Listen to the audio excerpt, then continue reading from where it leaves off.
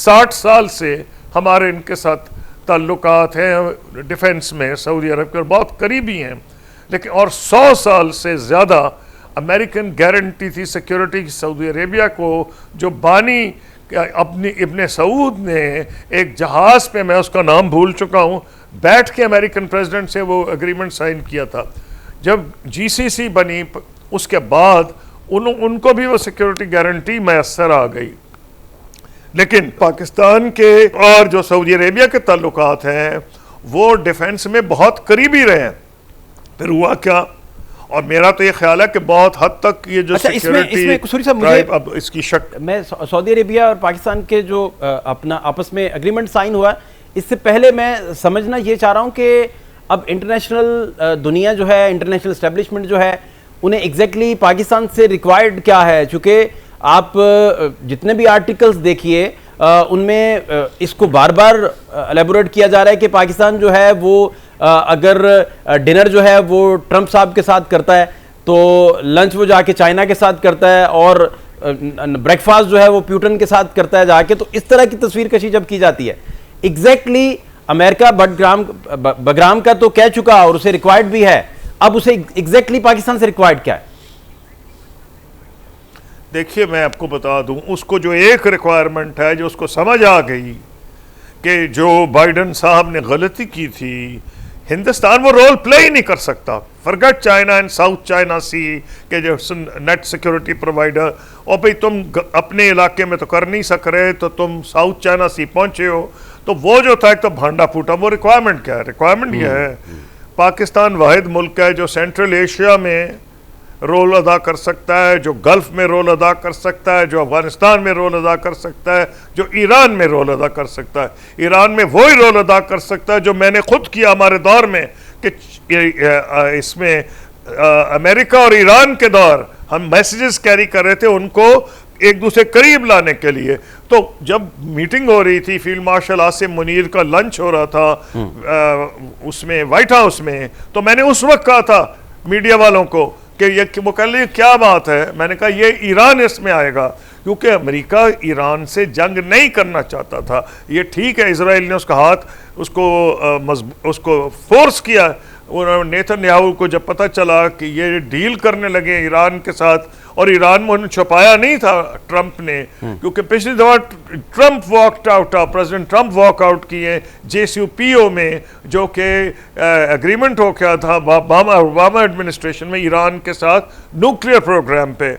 तो वो जो है उनको पता था कि हमने अब दोबारा ईरान के साथ वो एग्रीमेंट करना है, और इजराइल ने हमला करके इनको फोर्स किया, जिसको कहते हैं ना इतनी बड़ी ताकत को कि वो शामिल बाजा बन गए, उन्होंने भी हमला कर दिया। क्योंकि अगर क्रेडिट मिल जाता वो राइट विंग क्रिश्चियन लॉबी जो है एवेंजलिस्ट की अमेरिका में, जो रिपब्लिकन्स को सपोर्ट करती है, जिस पे नेतन्याहू रिलाई कर रहा है, तो प्रेसिडेंट ट्रंप को भी नुकसान हो जाता। लेकिन वो पाकिस्तान वो नहीं चाहते थे, वो चाहते थे पाकिस्तान रोल अदा करे, जिस तरह लरी जानी जो आजकल नेशनल सिक्योरिटी फिर उनके एडवाइजर बन गए हैं, उस वक्त मेरे दौर में भी थे, तो वो मेरे साथ 4 घंटे बैठ के उन्होंने एग्रीमेंट कहा था आप ये अमेरिकन को पहुंचाएं। अच्छा कसूरी साहब, अब वही लारी जानी साहब आ गए। एक बात मैं और समझना चाह रहा हूँ।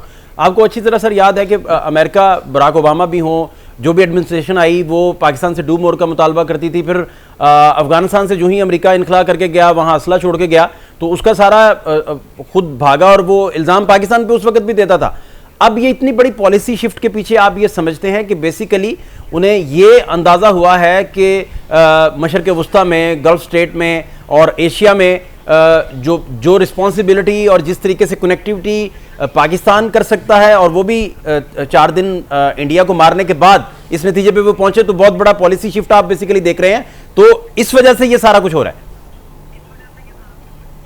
देखिए पाकिस्तान का महल वक़ूअ इतना इम्पोर्टेंट है कि मैं आपको बताऊं कि मुझे तो ज़ाती एक्सपीरियंस है। बैक वक्त चीन और अमेरिका से हमारे अच्छे ताल्लुकात थे, बैक वक्त सऊदी अरेबिया ईरान से अच्छे ताल्लुकात थे, बैक वक्त अमेरिका और ईरान जो आपस में दुश्मन थे हमारे अच्छे थे।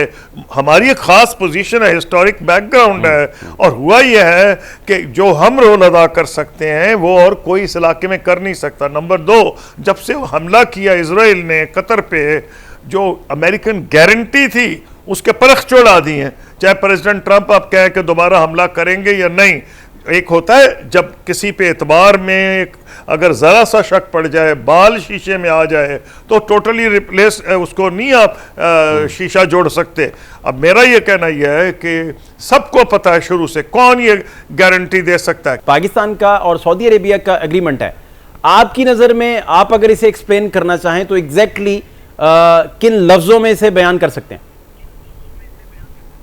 मैं इस तरह बयान करूंगा जी कि जो चीज़ बड़ी देर से हमारी अंडरस्टैंडिंग थी, जिसमें हम सब लोगों ने रोल अदा किया है, जो भी फॉरेन ऑफिस में रहे हैं उनको पता है कि कितने हमारे करीबी ताल्लुकात थे।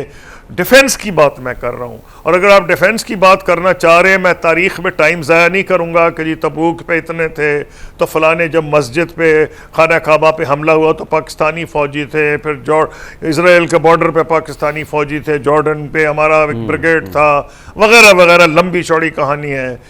मेरा कहना यह है कि अब जो एग्रीमेंट हुआ है, ज़रूरत क्या पड़ गई? इसका मतलब है कि सऊदी अरब ने इस वक्त महसूस किया कि अगर वो मैसेज भेजना चाहता है इसराइल को कि भाई ये नहीं है कि तुम जिधर चाहो एक बदमस्त हाथी की तरह चढ़ाई कर दो, तो तुम्हें ताकत क्या है? क्या उनके पास है जी? छोटा सा मुल्क है जो सैटेलाइट से नज़र भी नहीं आता, उसकी ताकत ये है अमेरिका के अलावा उसके पास न्यूक्लियर वेपन्स है। नहीं तो जहाज़ तो सऊदी अरेबिया के पास शायद इसराइल जितने ही अच्छे हैं, जितने कतर के पास भी वो होंगे, वो यूए इनके पास भी होंगे, लेकिन उसने एक नफ्सियाती दबाव अरबों पे रखा है। वो नफ्सियाती दबाव सिर्फ पाकिस्तान तोड़ सकता है। क्यों? उसकी वजह है कि 1973 में भी पाकिस्तानी पायलट्स ने इनके जहाज़ गिराए हैं। शाम के अंदर जब हमला किया था अक्टूबर में, इजिप्ट ने और शाम ने मिलकर इसराइल पे, और इसराइल को बुरा हाल कर दिया था और अमेरिका उसको बचाने आया और कैंप डेविड अकॉर्ड बाद में कर लिया। तो प्राइम मिनिस्टर जुल्फ़िकार अली भुट्टो को रिक्वेस्ट की हाफिज अल असद साहब ने, प्रेसिडेंट ने, कि हमें बचाओ, ये हम पे हमले कर रहे हैं। तो पीएफ के पायलट गए और उन्होंने इनके पायलट्स डाउन किया। मुझे मिलने को क्यों मर रहा था इसराइल को? वजह है ना कि मेरी मीटिंग जो हुई तुर्की के अंदर जो प्रेसिडेंट अर्दोआन ने कराई, क्यों कराई? उस वक्त ताल्लुकात बहुत अच्छे थे प्रेसिडेंट अर्दोआन के इसराइल के साथ। अब मैं आपका वक्त ज़ाया नहीं करूंगा कि हमारे रीजंस थे उस वक्त, क्योंकि इसराइल गाजा से विड्रॉ कर गया था उस वक्त, और हमारे कुछ रीजंस थे क्योंकि हिंदुस्तान को वो असला दे रहा था उस वक्त इसराइल जो अमेरिका नहीं देता था। तो मेरे किस्म की वेल्ड वार्निंग, वेल्ड डिप्लोमेटिक किस्म के मिशन पे भेजा गया था। तो क्यों वो चाह रहा है? उनको पता है कि एक दुनिया में ताकत है जिससे उनको डर है मुस्लिम ममालिक में। जिस दिन मेरी मीटिंग हुई है उस दिन इजरायली की अखबारों में लिखा था foreign minister of Islamic super power, ये उस वक्त की बात है, foreign minister Islamic super power meets Israeli deputy prime minister. तो उनको, अरबों को ये नहीं पता है, उनको सब पता है। तो अब अगर न्यूक्लियर अम्ब्रेला, मैं लफ्ज़ नहीं यूज़ करना चाहता कि हमारा कोई एग्रीमेंट न्यूक्लियर अम्ब्रेला का नहीं है, because I don't want to use this word as a former foreign minister. ये बड़ा लोग आजकल लूजली यूज़ कर रहे हैं, नेटो बन जाएगी, अम्ब्रेला न्यूक्लियर हो गया, लेकिन इसराइल, ये सारी गेम है, माइंड गेम है। इसराइल को क्या, उसको फ़ायदा क्या है कि इजिप्ट जैसा बड़ा मुल्क भी कि उसके पास न्यूक्लियर वेपन्स नहीं है। तो इसलिए वो एक नफ्सियाती दबाव, उस नफ्सियाती दबाव को जो तोड़ा गया है, अमेरिका ये समझता है कि अगर हम वो काम नहीं कर सकते, अगर आप उनके एंगल से देखें, मैं नहीं कह रहा कि ये कोई अच्छी बात है या बुरी बात है, मैं एक आपको ऑब्जर्वेशन दे रहा हूँ। सऊदी अरब उनका एलाई है, कतर उनका एलाई है, यूएई उनका एलाई है, और पाकिस्तान हिस्टोरिकली उनका एलाई रहा है, और मेजर नेटो एलाई भी था जब मैं फॉरेन मिनिस्टर था, और फिर ताल्लुकात उनके अच्छे हैं। तो वो ये भी तो समझ सकते हैं कि बजाय इसके को और गड़बड़ हो, यहाँ हमारे एक एलाई जो है वो दूसरे एलाई से कोऑपरेट कर रहा है, क्योंकि जो ये तीसरा एलाई है इसराइल, ये किसी की बात ही नहीं सुन रहा, ये ट्रंप की भी बेइज्जती कर रहा है। तो इसराइल को भी एक किस्म का वार्निंग हो गई। जी, अभी मुझे एक बात और आपसे समझना है सर, वो इसराइली टाइम्स जो है, टाइम्स ऑफ इसराइल, उसने जो मजमून पब्लिश किया है, वो कहता है कि टोनी ब्लेयर जो है उन्होंने मंसूबा तैयार किया है जिसको ट्रंप की बेसिकली पुष्टपनाही हासिल है, और उसमें हमास को दोबारा मजबूत होने से रोकना भी शामिल है, और एक और इंटरनेशनल स्टेबलाइजिंग फोर्स जो है वो बनाई जाएगी जो हमास को रोकेगी, वहाँ डिप्लॉय होगी। एक तो ये उसकी अहम तरीन शिक है, दूसरा उसमें बजटिंग करके, उसका पूरा स्ट्रक्चरिंग करके, पूरा एक रोड मैप जो ये मजमून है उसमें। अब इसमें मुझे ये आपसे समझना है कि इसको आप किस नज़र से फिर देखते हैं। वहाँ कोई फोर्स जाके डिप्लॉय होगी तो हमास के साथ वो अगर वो मुस्लिम ममालिक की तरफ से फोर्स बेसिकली जाती है और ये भेजते हैं वहाँ, तो ये कैसे चलेगा मामला? और इसे आप किस नज़र से फिर देखते हैं जो 21 नकात बेसिकली सामने आए हैं पोस्ट वॉर को लेकर, जो वो इंडिकेट कर रहे हैं, इस पे प्लीज आप गाइड कीजिए। देखिए, पहली बात तो मैं कहते हैं, हम डिप्लोमेसी में कहते हैं डिटेल जो है, devil is in the detail.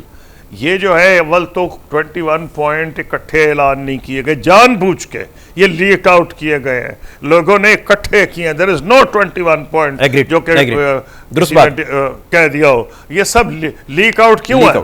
नफ्सियाती game है। उसके हम डिप्लोमेसी में कहते हैं प्लॉजिबल डिनाइबिलिटी। कल कह देंगे हमें तो पता ही कुछ नहीं, अगर इसमें कुछ नहीं होता हमने तो नहीं कहा। इसको कहते हैं प्लॉजिबल डिनाइबिलिटी। तो अब जो इन्होंने ऐलान किया है उसमें, क्योंकि मैंने कहा था attention devil is lies in detail, वो ये है कि इसमें सीक्वेंसिंग का कुछ नहीं बताया गया। वो भी पहले ये होगा तो फिर ये होगा, कौन तुम छोड़ दोगे हमारे हॉस्टेजेस, तो क्या तुम उसके बाद निकल जाओगे, क्या तुम वॉर का ऐलान ख़त्म हो, उसका कोई जिक्र नहीं सीक्वेंसिंग का। नंबर 2, ये नहीं बताया कि जो ये जो है हमास, उनका अल्टीमेटली क्या असर होगा। ठीक है, अब उनको कत्ल तो नहीं कर सकते, को सारे के सारे जो सब वहाँ बैठे हैं किसको कहेंगे? हमास माथे पे उसके लिखा हुआ है। उसके अंदर जो असल में प्रॉब्लम आ रहा है उससे भी खतरा, उसमें कहा है कि इजराइल ग्रेजुअली विड्रॉ करेगा। और ग्रेजुअल की क्या डेफिनेशन है?